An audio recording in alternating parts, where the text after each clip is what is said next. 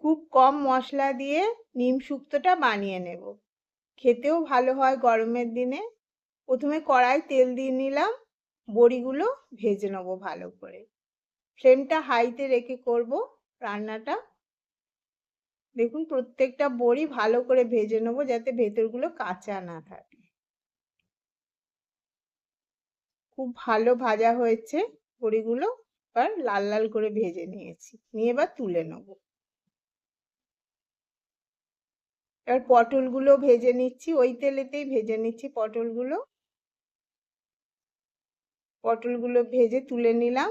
এবার নিম পাতাটাও ভেজে নেব। নিম পাতা ভাজা হয়ে গেছে, নিম পাতাটা তুলে নিলাম। এবার ওই তেলেতেই একটু ফোড়ন দেবো, 5 ফোড়ন আর সর্ষে ফোড়ন দেবো। কাঁচকলা, ডাঁটা,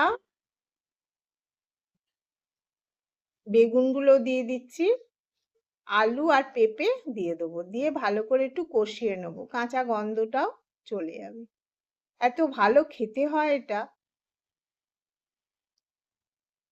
দেখুন এইভাবে কাঁচা গন্ধটা চলে গেছে, আমি করে নিলাম।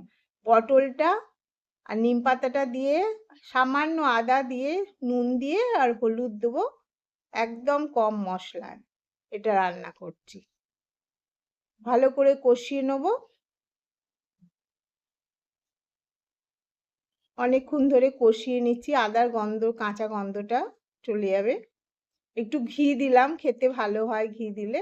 এবার জল দিয়ে ভালো করে সেদ্ধ করলাম। নামাবার আগে সামান্য একটু মিষ্টি আর বড়িগুলো দিয়ে দিলাম।